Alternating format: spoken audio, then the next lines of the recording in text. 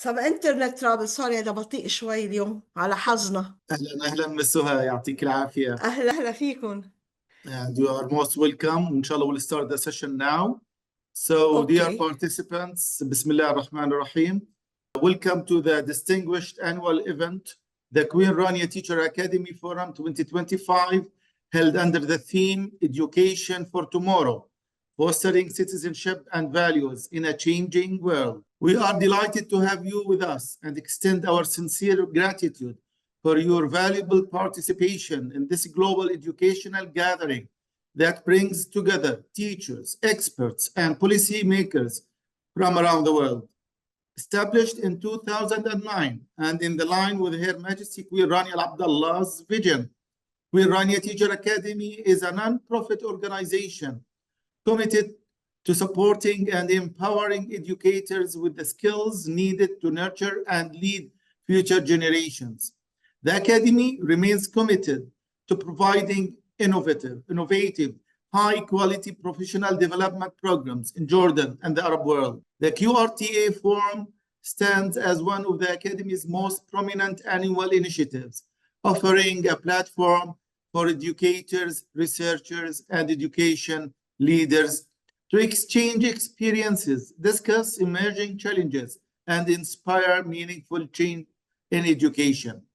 This year's forum focuses on strengthening citizenship and values through education, featuring key themes such as active citizenship, education for sustainable development, digital citizenship, teaching and learning, and educational leadership. Before today's session begins, we would like to remind you that certificates of attendance will be provided, and we invite you to complete the feedback survey shared at the end of the event to help us continue improving our future initiatives. Please allow me to introduce Mrs. Suha Sawayat Tutanji, who is a committed education leader specializing in refugee education, teacher training, and inclusive curriculum development. As head of refugee education at Jusoor, she has supported over 16,000 students and more than 100 educators through non-formal schools and award-winning initiatives like WhatsApp-based teaching. A Harvard MEPLI Fellow, Mibli Fellow, and active member of ENI's Emergency Education Working Group, Suha leads crisis context teacher training and advocates for inclusive learning. She has spoken at Harvard, UCLA, ECW, and the Global Education and Skills Forum. Her experience spans roles as principal researcher, university instructor, and consultant. In 2022, she received the Amnesty International Janata Sagan Award for the contributions to refugee education and systemic change. Mrs. Suha, the mic is yours. Thank you. Thank you very much for this lovely introduction. And welcome everyone to this session. I'm very pleased to be here. I hope we can share information together and learn about refugee education and the importance of supporting education for refugees. I'm not going to introduce myself because Dr. Najah did a quick introduction. Let me start with, I'm not sure whether you can see my screen because the internet is a bit... Yes, we can see it now. Perfect, alhamdulillah, exactly. So let me tell you a little bit about Jusoor, who we are and what we do before we delve into the Jusoor Identity Program. Jusoor was established in 2011 by 3 young American Syrian scholars. And the reason why they started the initiative is to provide scholarships for Syrian youth inside Syria to study abroad, plus some career development as well. And this was during the time when there was Skype. If some of you are old enough to remember Skype, maybe the younger generation don't know what Skype is. So then, of course, the war started in Syria and Skype stopped, internet stopped, and they decided to move to other areas of the Arab world. One of the areas they came to was Lebanon, and they found out that there is a great need for supporting education for children who are out of school. And so started their journey, and I started that journey with them 12 years ago, and I'm still going. We are still helping children, vulnerable Lebanese and Syrian both now, in Lebanon with our informal education program.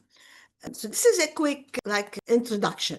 So the identity program, how did it start? What is it? Why do we do it? What's the importance of it? How can it contribute to the psychosocial emotional learning of the children? How can it contribute to their pride and well-being? Let me tell you how this whole story started around 10 years ago. So I was walking in one of our centers in the west of the Bekaa Valley and chatting with the children, see how they were doing, where they came from, how they're finding learning at Jusoor. And I met this young girl. She's the one in the middle, if you can see her on the slide. And I asked her, where are you from? And she said, I'm from Jarrahiya. Jarrahiya is the small town that is where the center is located. So I said, okay, but where did you come from? Where were you before you came to Jarrahiya? And she couldn't answer. She didn't know. She said, I don't know. I just came here. And I thought this is a sign that we should really teach the children where they come from, their heritage, their background, because if you don't have connection to your roots, then there's something still missing. And there's an importance, a great deal of importance for the children to know that, to understand their identity. And this is how the story started with Marwa. So what we did, I gathered the teachers. We always work in teams at Jusoor, and most of the teachers are Syrian, by the way, and refugees themselves. We do a lot of capacity building with the teachers and prepare them to teach in times of crisis in that context.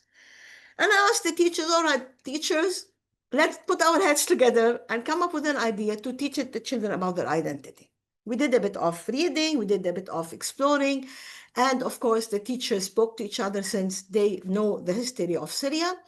And they said, let's start doing this in our schools. And we incorporated that period into our daily schedule, working on it. And of course, during the course of the years, we have added to it, and we have introduced different aspects of it as well. So it is kind of a dynamic program, if you want. It revolves around the students. It changes with our students and with the current changes that we're doing. Let me ask the group here that's with me, lovely people who are attending, why do you think teaching refugee children about their identity is important? If you can share on the chat, it will be great to hear your thoughts about this. Why do you think teaching refugee children about their identity is important? Ms. Suha, even the participants can participate by mics. Great. Okay, perfect. If Yes. someone would like to share a voice, please do. Put your hands up and we'll... Yes, just raise their hands and you will call their names. Yes, perfect. If anyone would like to share a voice, it will be great. Good. We have someone with us. Dr. Saleh, please go ahead. Please go ahead, Dr. Saleh.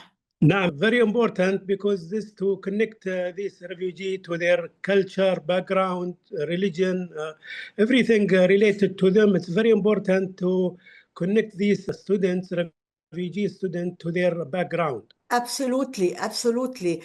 And we will see, someone was saying that it has it's safety for the children, it strengthens their root, it strengthens their pride. And someone was saying that it's grounding them in the context of turmoil and change. And then someone, TN, I was saying that, I can't see the name exactly, but it's TN, that it prepares them to return to their country. And this is really also a very important factor of the identity program, preparing to go back. تفضل Dr. Saleh. It's very good to give them background. This will relieve them from being feeling not at home, feeling away from their culture, from their country. This is yes. Absolutely. Even though, Dr. Saleh, Lebanon is not too far from Syria, but still it is not 100%, it's not their country, it's not their, if you want, their background and their roots. So yes, exactly. So all of what you were saying, if everyone said in the discussion and in the chat shared with us, is absolutely true. The identity matters because refugees have lost their homes, and they're confused about their belongingness. They're confused who they are, where do they belong, where do they go. So it helps with their self-belongingness, like the title of this webinar says, beyond borders. It's beyond the borders. And we really saw the importance of this program during last year's onslaught on Lebanon, during Israel's onslaught on Lebanon last November, exactly even a year ago. What happened was the Syrian population was really confused. They had a loss of home. They couldn't go back to Syria because it wasn't safe to go to Syria. And yet in Lebanon, it wasn't safe because they were being targeted and bombarded by the Israeli soldiers. So where would they go? They can't, if they stay in Lebanon, it's not their home and they're not safe and they can't go back. So there was this sense that the children were lost. And a lot of other children or their parents said that because of the identity program, we continued the identity program even during the war. We did it through WhatsApp. Dr. Najjar was telling about our WhatsApp learning, briefly about our WhatsApp learning, where we taught the children when they were during COVID and during the war last year through WhatsApp. And we continued the identity program through the WhatsApp.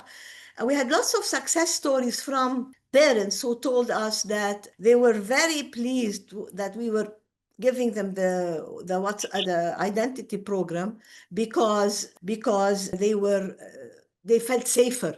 They felt that this is also, a place where they can share their thoughts and their feelings. So this is something that's really important that we mention. Another important aspect of identity education is that we know that usually when we teach children who are vulnerable or who have refugee education, if you look at the literature, the most of the focus is on literacy and numeracy, arithmetic, mathematics, reading, writing. And we tend to forget that education is not just teaching them how to read and write, right? Education is also teaching them how to take care of themselves, teaching them how to control their emotions, teaching them some art, teaching them some social studies. We forget about the other aspects of learning that are as important for general knowledge and for the well-being of the children as is writing and reading. And this is often forgotten when we are working with refugee education. I remember that when we first started and the children were going to semi-private schools in Lebanon, and they were not, the only subject they were taught was a bit of science, mathematics, and Arabic, not even foreign language. And the thing that when we did the focus group with them, that they really, really missed the most is doing some social studies, doing some arts, doing some music, doing some well-being, and all of this is forgotten. And so when you incorporate the life skills, self-awareness, sense of identity into their curriculum, it makes more sense to the children, and they feel that they are normalizing their lives. They are working in a school like any normal school that they used to be in, or any normal school that their friends are attending as well. So this aspect is very important, and it tends to be forgotten when we work on that. So we address, as I'm saying, SEL for the students. We make it more personalized for them. And of course, as we were saying, it gives them the pride. In this picture, you can see that there is a circle with some papers, and the children here are going to talk about their feelings, and these are feelings on these small pieces of paper.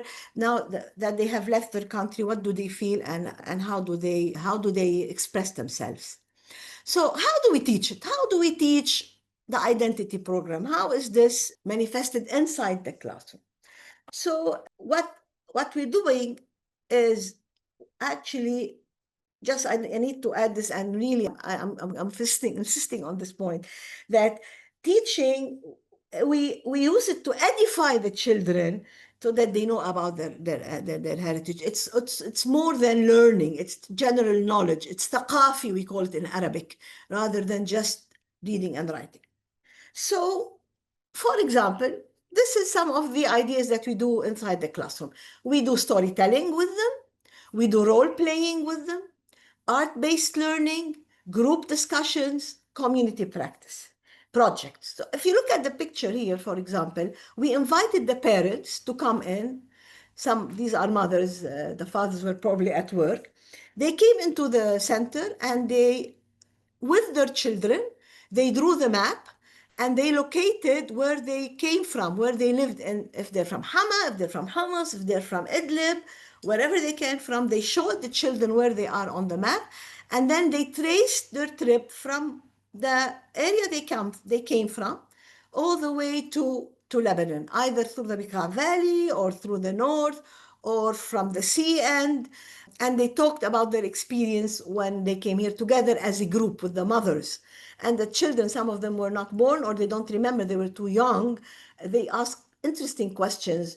Was it a long trip? Did I cry when I was on the boat? Or did you carry me when we were walking across the border? Interesting stories that they do. And so the storytelling group discussion is very important, especially the storytelling that comes from the parents and the grandparents. During Ramadan, we did a kind of like a hakawati activity with the children, and the grandparents came to the center and they spoke about, about stories of people like Nasruddin, Alauddin, figures that are known in the culture and in the Syrian culture. So I'm going to show you now. Yeah, is there anyone has a question? No? Okay, because I hear someone. All right. I'm going to show you now a unit. It's unit 2 of one of the classes that we have. This is for actually grade 1 and 2. For the smaller children, we adapt the units, we adapt the themes so that they are more in line with the ages of the children. So let me show you what this unit consists of. So this unit consists of how do people live in Syria? Because we know we have Bedouins, we have city dwellers, we have people who live in towns, we have people who live in the desert. How do these people live? We talk about them, we discuss them, we show them pictures, we show them posters, and we talk about it. This is one chapter in that unit. Another one is, what are the different ethnic groups in Syria? So they talk about the distinct ethnic, the Kurdish, the Armenians, the Arabs, the Sharkas, I don't know what it is in English. But why do you think, I would like to ask this question to our participants, why do you think teaching our children about different ethnic groups is important? Why do you think it's important to highlight in this idea of traditions of different ethnic groups? And you may raise your hand and speak. You don't need, if you don't want to write, and you can say it in Arabic. There's no problem at all if you'd like to share. Thank you, Rasha. Thank you for the information. To accept the differences. Okay. What else? We are all part of the same country, and teachers respect and accept them. Yes, absolutely. It cultivates respect. Absolutely. Absolutely. Also, another very important aspect that I would need to mention here, that's why we teach it. It's because this is indirectly, we are actually teaching peace education. I don't like the name peace education, the wording, the framing. It's as if we teach peace education, the war is going to stop. Peace education is not that. It is helping them understand themselves and living with others. So when we study about ethnic groups that live in our countries and their traditions, we learn that they are part and parcel of our community. They are not separate. They are not isolated from us. We are living together in this one country, in this case called Syria, or it could be Jordan or Lebanon or Uganda or Egypt, wherever. But when we're living together, we respect each other, we value each other, and we learn from each other. So we learn from what others are doing. We learn from their festivities and their different traditions. For example, we tell them about Christmas, right? And what the tradition is, and how do the Syrian Christian community or the other Christian community celebrate Christmas. And we talk about it in class. We do Christmas cards, so that they feel that this is really, interesting, fun. They're part of it. It's just there are similarities here and differences there. For example, some of the things that we teach them is Al-Jami' al-Imawi in Damascus. Well, actually, this is the burial place of John the Baptist. Well, we don't teach that for KGs, definitely. And also, so it's a combination. We're all living together. We're all sharing the same food, more or less, but the traditions of our groups are different, but they bring us together rather than pull us apart. And this is why this is very important to talk about ethnic group. We also talk in this unit. Rasha, go ahead. Rasha, please share. Ms. Soha, good afternoon. Good afternoon for everyone. I think I wasn't allowed to be on mute a second ago. Okay. Actually, we do peace teaching also implemented through global perspective lessons and humanities. We are an international school and it helps a lot. It's supported by different activities that teachers do. An international day, it's set once a year where we have booths of different countries, flags, traditional clothes, food, songs, clothes. It can be on an international level and even between different municipalities in Jordan. We also do that throughout the academic year, depending on the classes, if it's for KG, primary, middle, or secondary. And when you say we do, where is this? Sorry to interrupt you. Sorry, the only international school is southern of Jordan in the city of Aqaba. It's the seaport, and we're called Aqaba International School. Okay, yeah, I've been to Aqaba, lovely place. So we teach the IB and the British system, and we have a good, decent amount of international students from around 16 countries. So it's really important that we teach them to respect different cultures and traditions and learn about them. So we would minimize the bullying and the stereotyping and the labeling in a positive way. We are trying to eliminate it, but in reality, we're just trying to minimize it for the time being. Yes, I mean, if what we do, resonates with 3, 4, 5% every year, it's great. Exactly. Right? It's great. And so if you are doing this, Rasha, in an international school, an elite school, this is part of the curriculum. So you see how important this is also to not to be forgotten and not to be exempted out of the refugee education programs all over the world. So this is why usually it's forgotten and people think, okay, let us teach them how to read and write. And no. It's the right to have a normal life and learn about everything going on in their lives. Eventually, they're going to grow up, they're going to move, they're going to go somewhere else, they're going to return to Syria maybe, and they need to have this pride in their country. Totally. Yes, thank you, Rasha. Thank you, Rasha. Thank you for wonderful. Thank you for sharing. Thank you very much. Wonderful info that was shared with that from Rasha here, our colleague. We also, as we were saying, that another thing is how different are the people of Syria. We also talk about that people in the Bedouin, who are Bedouins, they live differently, they dress differently. People in the city, they live differently, they dress differently. And we really need to focus on these aspects with refugees. When the refugees are sadly living in a different country, they don't know much about where they live. And if they go back, what they hear, for example, their parents talking about it all on the news is, there was bombing here, there was fighting here, there's destruction, the political situation is not stable. This is all what they're listening to. And they forget that, no, Syria is the cradle of civilization. There are many civilizations that pass through Syria. It's culturally a very important piece of the world.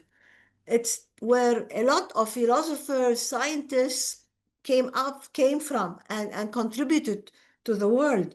And this is something that they need to know. So that they know, of course, no, see, the Syrians, they've gone up to space.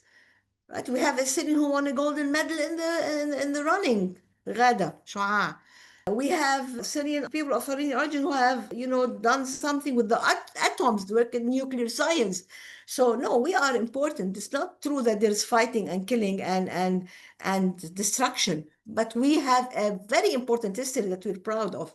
And then when they go back to their country, which eventually they will, then they will go back having pride in their country, and then they will give more and hopefully rebuild a better place. So all of these are hidden, the hidden curriculum, what we teach without telling the children that this is why we're teaching you that. So this is Unit 2, going back to Unit 2. After we finish this, if you've noticed that we always begin with questions, and then the children come up with the answers, or they share what they think. There is no right and wrong, of course.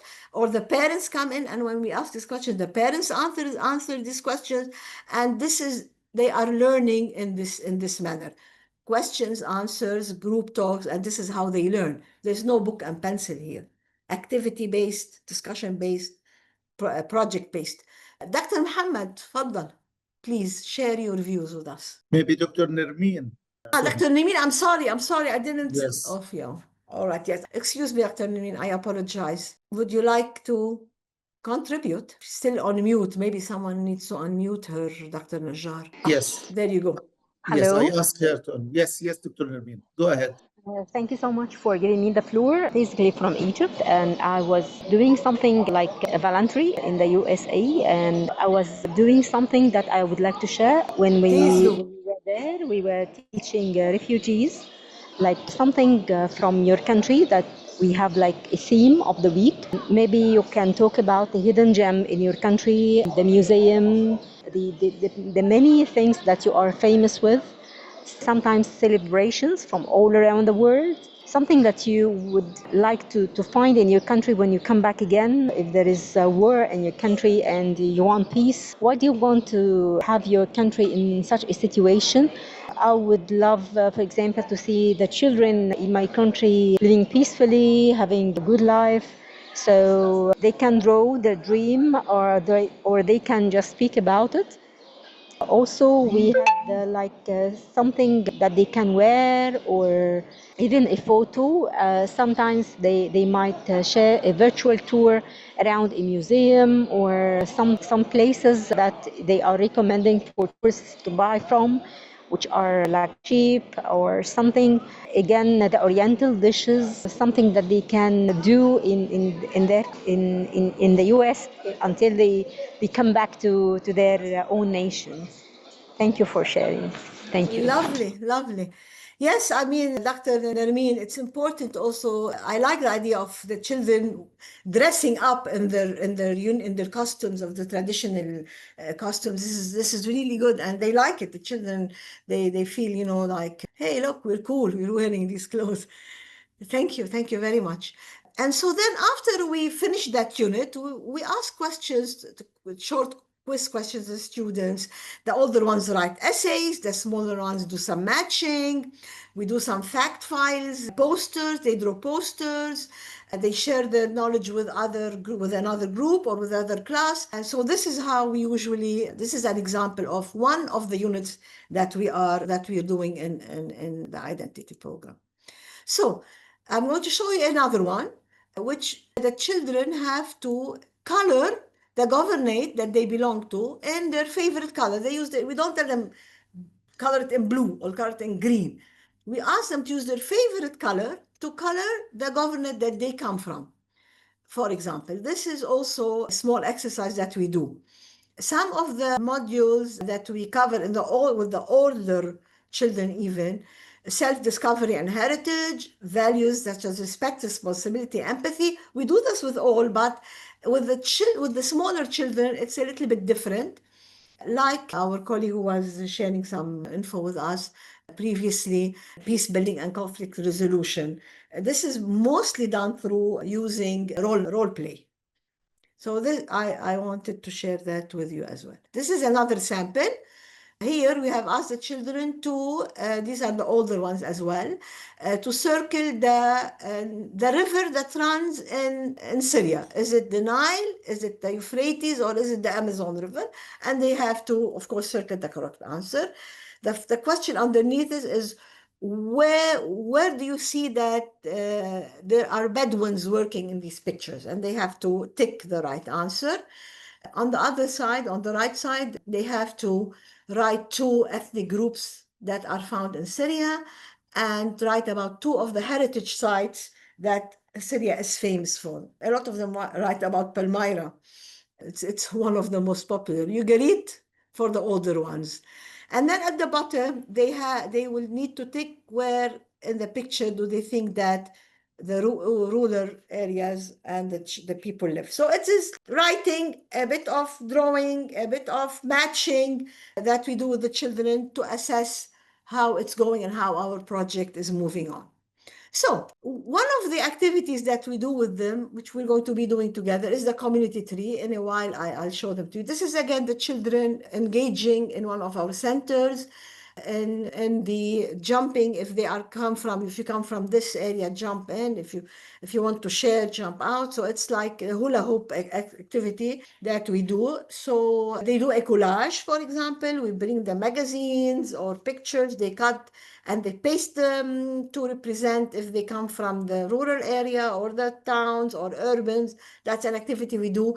A community tree, we're going to do that together later on. Conflict role play, they act scenarios, they practice how they would solve a scenario instead of, I remember there was one funny scenario.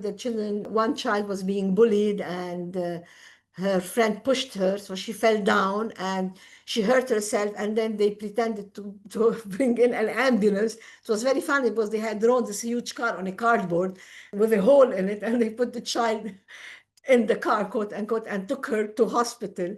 And then they said, sorry, we didn't mean to push you. And so it's the conflict role play thing that the children did. And of course, heritage days, which are usually, as I mentioned before, shared with grandparents and parents. At one time, for example, we had a group of parents who brought in some instruments. Most of it was the drum and a nai, and the children, they were playing the drum and the nai and singing folk songs. We had one group, they bought coffee with cardamom in the coffee and rice with some meat to share with the children. These heritage days that I was talking about. All right, let's go to the activity of the identity wheel. I don't know if you have a pencil and pen on hand, but what I want to do, I'm going to show you in a while a wheel. And this wheel, there you go. This wheel has several pies inside it. Language, family heritage, nickname, dreams of the future, strength and skills, hobbies and interests, values and beliefs, culture and tradition, languages. I want you to think about yourselves and fill in this pie chart. I'll give you 5 minutes. Just draw it on a piece of paper. And for languages, for example, if you speak Kurdish and Arabic, you can put Kurdish and Arabic. Family, your extended family. If you have a nickname, if your name is Nariman and they call you Nana, fill in this wheel, please. I'm going to give you 5 minutes and then we're going to share together. Okay? 5 minutes starting from now. You should have put some music in the background, Dr. Najjar. We should have thought of that before. Thank you for the suggestion, Ms. Suha. I may play music now, no problem. Great. Thanks. I'm going to share again with you what to do with the activity. If we were doing this activity in person, then we would ask 2 or 3 to share with each other the wheel and what they wrote inside that wheel. Do you hear the music, Ms. Suha? No, I can't hear it, but it's okay. Now? No, not really. Maybe there's something wrong. I should adjust some of my audio, maybe. Now I can hear it. Yes. We have 1 more minute and then I'm going to go less than 5 because I think we've had enough time. 1 more minute and then I encourage participants to share with us. It would be nice if we can hear your voices while you're sharing what you wrote inside your wheels. Would anyone like to share? I wonder, Dr. Najjar, can they hear me or is the music overriding my voice? Yes, now they can Now? start sharing, yes. Okay, please go ahead. Who would like to share with us their wheel, their identity wheel? No volunteers? No one? Okay, on chat if you don't want to share as audio, you can share as a comment on the chat if you wish. No volunteers? Okay, let me tell you what I wrote then. We don't have any volunteers. So for me, for example, for languages, I wrote, of course, Arabic and English. Family, I have my from my father's side and my mother's side. So I kind of divided this one into another pie for father and mother's side. My nickname is Susie. I don't know why. That's what my sister, older sister, used to call me, and it stuck. Everyone calls me that. Dreams for the future. Honestly, I have a very difficult dream that I would like to see it really happen, which is to start an all-inclusive school, a school where every child could go to, whether they are visually impaired, auditory impaired, wheelchair users, special difficulties, all of them in one place, learning together, integrating together. This is my dream. Although I'm 60, but I still have a few years which I can dream of things happening. So this is the dream. Strength and skills, I wrote teamwork and patience. My hobbies, I love to cook and I love to read. My beliefs, I believe like John Lennon, a world of one. We all live in harmony as one. Culture and traditions, I love the Christmas time, love to celebrate it. This is my favorite time of the year. So this is my wheel. Does anyone now would like to share, now that I have shared mine? Maybe he can encourage you a little bit. Sure, guys, come on. We can share it in Arabic as well. No worries. All right, we have someone in chat. I don't know. We are muted. Okay. Anjam would like to, Iqbal would like to share something. Can we unmute her, please? Or him? I'm sorry. Rawaya. Rawaya. Okay. Can we unmute her? She can share with us? Yes, I ask her to, yes. Now, she can speak. Now. Thank you. Thank you. Thank you very much. Rawaya, go ahead. Share. Rawia, you are unmuted. Rawia. Or Riwaya. Rawaya, you are unmuted. Excuse me if we're You can mispronouncing speak. your name. Yes, you can speak, Rawaya. And you can also write using the chat box, send your messages there also. You can do that. You can share a picture, Noor. If you've done your pictures, great. Why not? Go ahead and share your picture if you want. Noor and Rawaya, we're waiting for you. Rawaya has a problem with her mic. Would you like to write in the chat something about maybe your skills, your dreams? You have a nickname? You'd like to share that with us? Ala or Ala also would like to share something. There we go. Hello. Hi, Ala. So my name is Ala, and some people call me Ala. Ala, okay, that's your nickname. Cool. So from family and heritage, it's kind of complicated for me.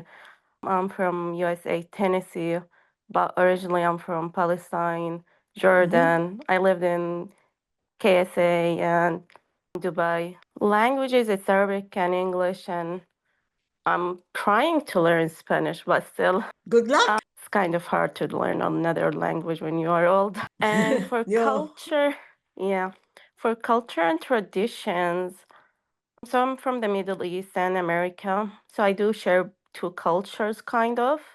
Values and belief, I do believe in education for all, and my major is TESOL, so I really like to help emergent bilingual students to learn, to be immersed in the education. Hobbies and interests, I like to walk, I like to cook, I like to go to coffee shops and drink coffee.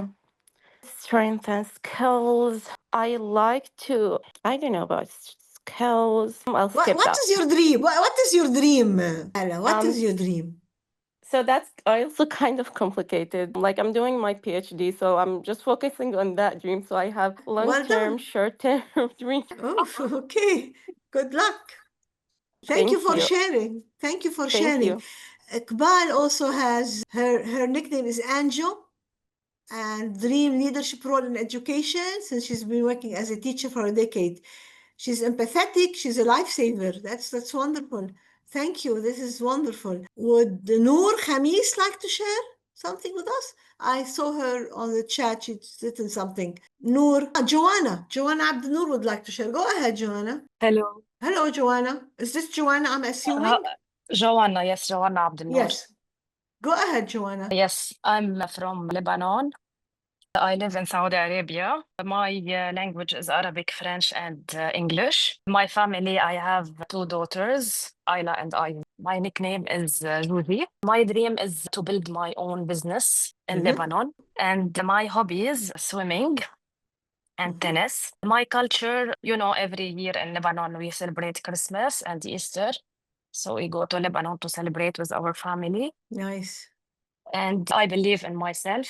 Here I am as a teacher in Al Hussan International School. Bravo that you believe in yourself. I admire you for Yeah. that. And in the Well future, done. as I told you, I want to build my own business. Great. Thank you very much. Yes. Thank you. Sorry. Thanks to meet You you. have anything? Pleased to meet you. Maybe we'll meet in Lebanon Nice to someday. meet Who you. knows? Yes, I'm from Great. Jizin. I love Jizin. Beautiful area, Jizin. Thank you. And nice to Great. meet Thank you. you. We have relatives who live next to Jizin in Kassin. Really? You know, we're going the Lebanese type and going into. Yes. Thank you. Thank you. Yeah. أستاذة فائزة, thank you very much for sharing. أستاذة فائزة صالح, تفضلي. كنتي عم تقولي بتحبي تخبرينا شوي وبعدين نجي عن نور دهار. اوكي او بس كتبتها يمكن أستاذة فايزة. اوكي. السلام عليكم. السلام عليكم. عليك. اهلين. فايزة في ليبيا. اهلا بليبيا باهل ليبيا. انا اسمي فايزة واحيانا يدوني فيوز.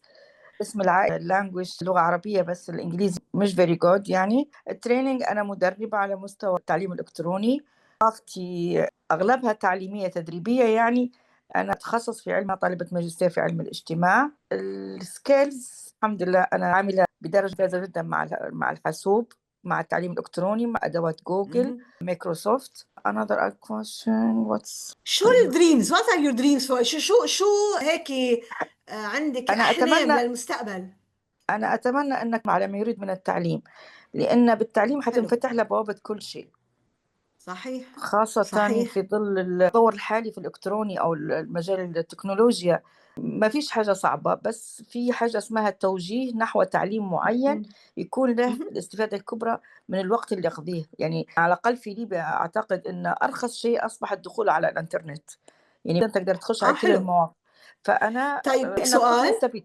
نعم. في أسألك سؤال. برأيك فينا نعلم الايدنتيتي بروجرام هيدا الهويتي، برنامج هويتي إلكترونيا؟ ممكن ليش لا؟ الإنترنت أعتقد أنه لازم يكون الهدف الأساسي هو الحفاظ على الهوية.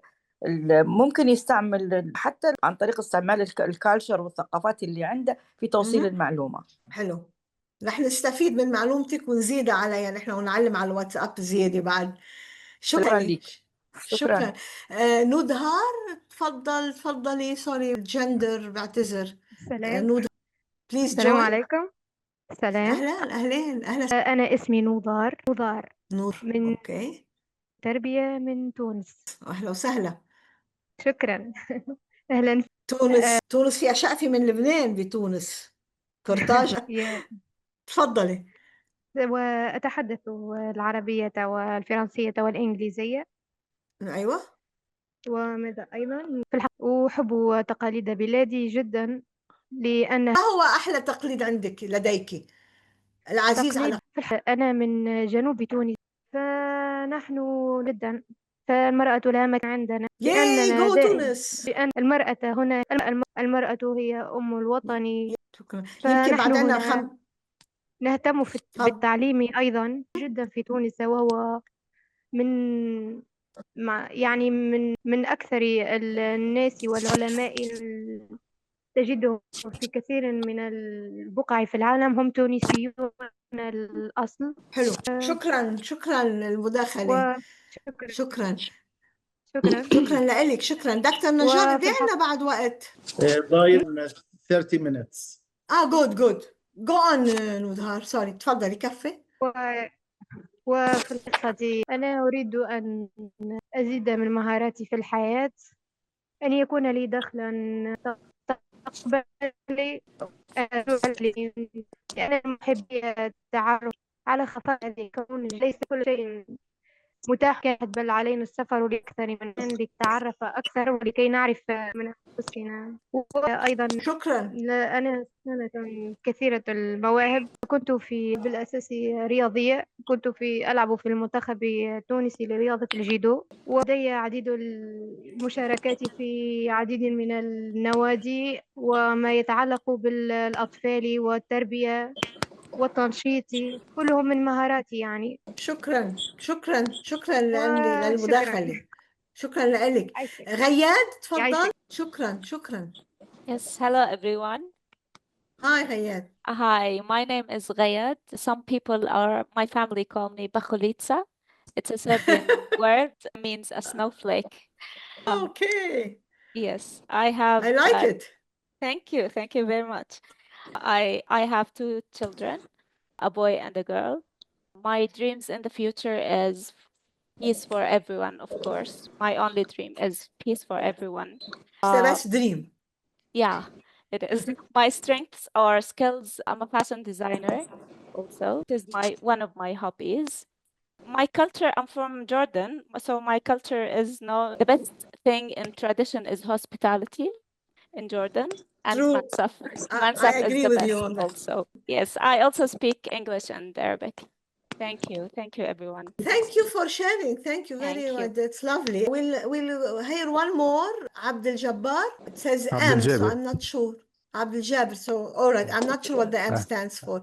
Jabbar, go ahead, please. أنا في الأول بحيي سيادتك وبحيي أنا من مصر. أهلا وسهلا فيك. يا يعني عندي حلم هو مش يعني يمكن مش شخصي شوية بالنسبة للأطفال الحروب عموما أو طبعا شايف إن مسألة الإتاحة الرقمية هتكون صعبة بالنسبة لهم في حتة المدارس اللي تهدمت وكده. فعندي فكرة يعني مش عارف هتكون جدواها إيه، إن يكون من ضمن المساعدات معين إن هي يعني مهارات أو معارف أساسية التلميذ يقوم، لأن طبعا أي كلام عن إنترنت أو رقمنة في الوقت ده هيكون صعب جدا، محدش ما عنده الموارد دي.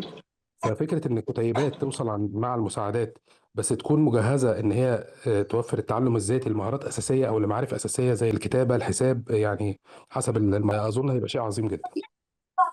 شكرا. ولا يا ريت يا ريت، هيدا حلم للكل إن نقدر نعمل هيك. واحد بيعرف بركي نقدر نوصل. ما سماح، ما بعرف إذا سماح shared with us أو ما نسيت. سوري. تفضلي. Yes, can I share my? Please do. Please do. Yes. Go ahead. Okay. Please do. I only want to share. Actually, one thing. We always focus on student-centered class, and we always talk about what to focus on. I would love if we focus more on ethical learning, and we keep this in mind, like to talk about values and ethical education more, because I believe that education is the future and is the solution for our future. And since everyone here is talking about peace, which is my dream for our children in the future, I believe that this is the solution.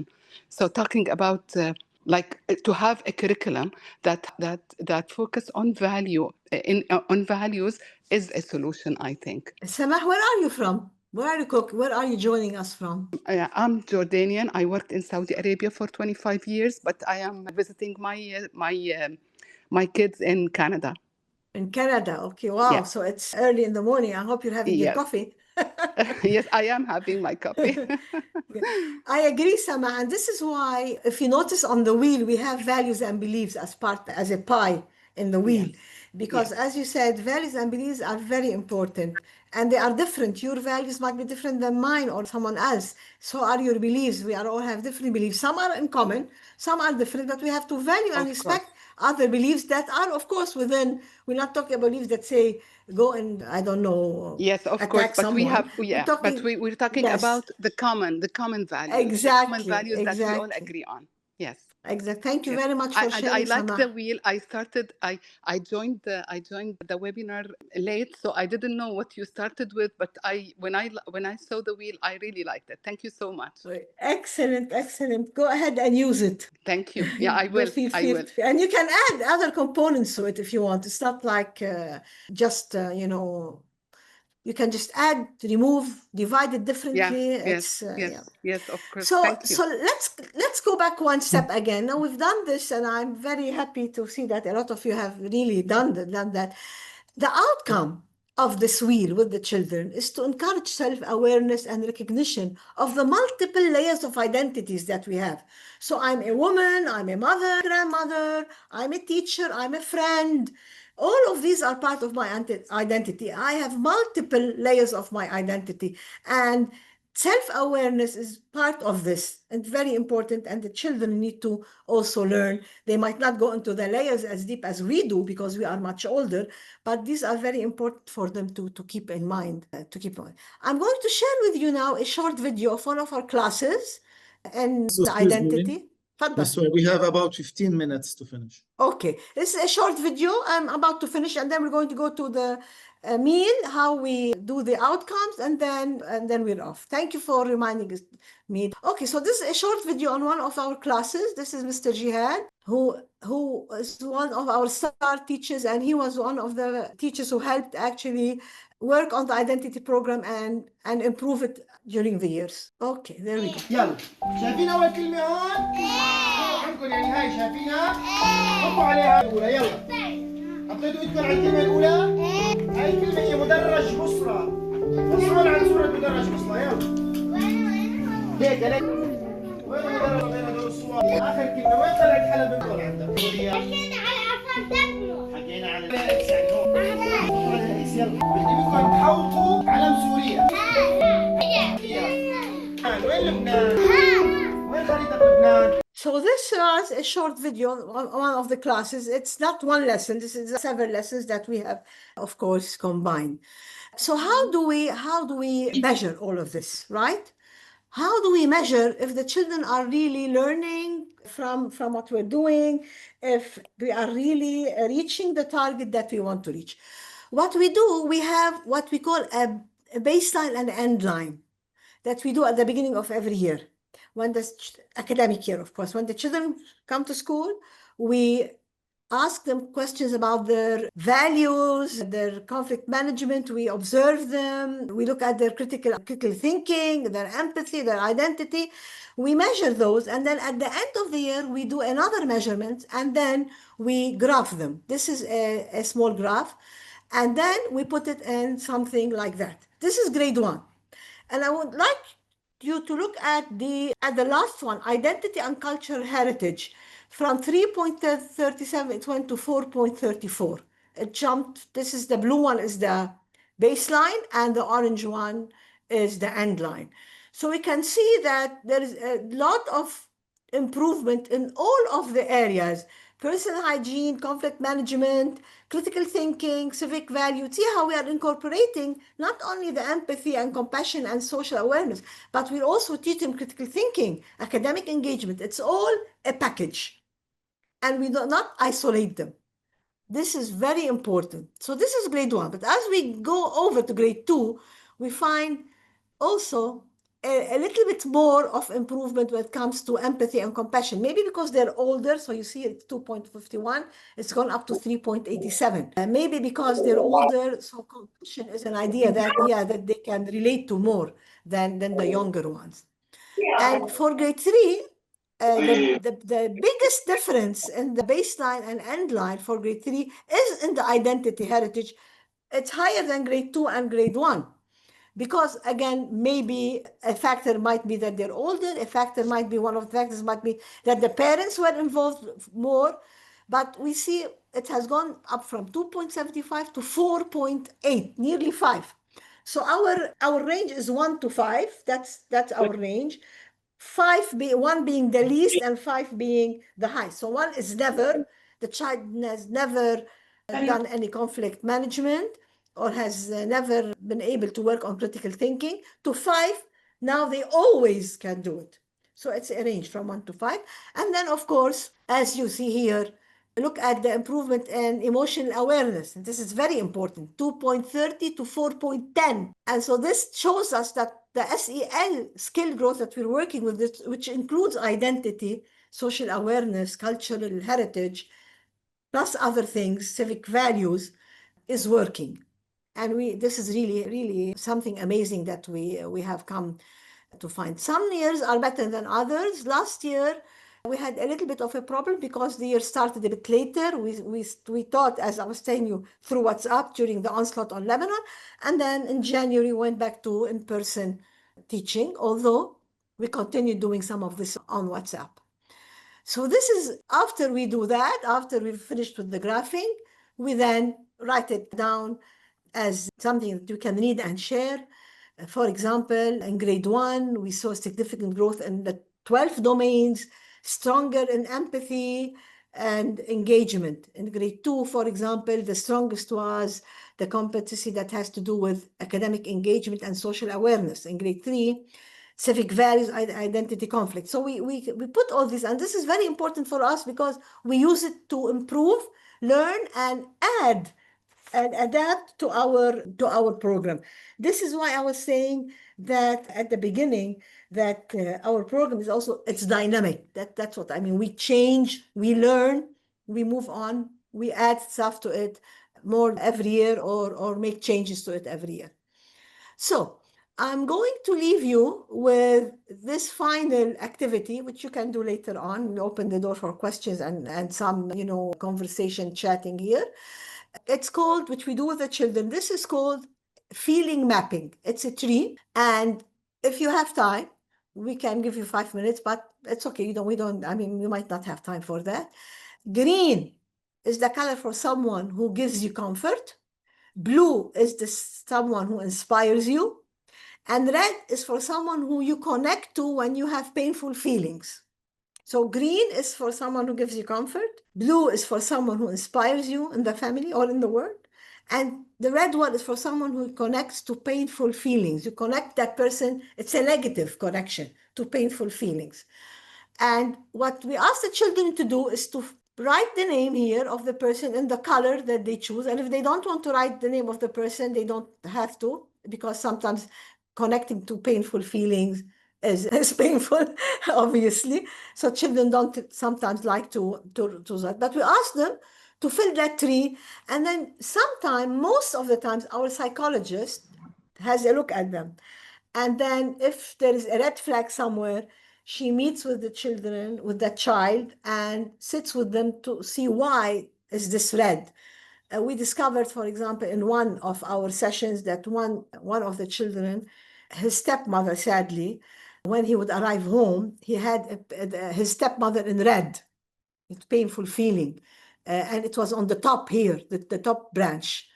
And we discovered that the counselor, the psychologist, discovered that the mother used to tie him with a rope to a tree next to the tent because she didn't want to take care of him. This was the only way she knew how to keep him put and not run away and not go around into other people's tents and play around. She wanted him there all the time. She was afraid that something would happen to him and her husband would blame her. So she actually tied him to a tree. And of course, in this case, we had to talk to the mother, to the stepmom. In this case, we brought her in and we explained to her other ways in which she can, deal with this predicament that she has at home. So this is not only a tree that we can map our feelings, but we can use it in our schools to be able to help children who we flag that they have some issue that they would like to share and maybe they're afraid, but when they draw it, they show it. So this concludes the presentation. I hope you enjoyed it as much as I enjoyed giving it to you, and wonderful participants. I hope I get to meet you all one-on-one in person sometime in the near future. And I'm open to any questions. Dr. Najjar, over to you. Yes, thank you very much, Ms. Suha. And we have about 5 minutes for any questions that participants you can ask using the mic or the chat box. So Teams, we don't have questions. It's okay. So, yeah, of course. I mean, it was more engaging than I thought it would be because online sometimes. And I'm here with you. You can, I think that, I don't know whether you shared my email on the website when you were advertising for that event. If you would like to reach out and talk more about how we do identity or just chit chat, أهلا وسهلا أنا حاضرة. So I will share your phone number and your email, Ms. Suha, using the chat box. Thank you very much, Dr. Najjar. Thank you all for attending. I know Saturday afternoon is not always. Thank you very much. And as we conclude this inspiring session by Mrs. Suha Tutanji at the Queen Rania Teacher Academy Forum 2025, we extend our heartfelt appreciation to all participants for your active engagement and insightful contributions. We hope this experience has enriched your perspectives and equipped you with the ideas and tools to foster values-based education in your schools and communities. You will receive your certificate of attendance via email soon, and we kindly encourage you to complete the feedback survey to help us enhance future events. Thank you for being part of this forum.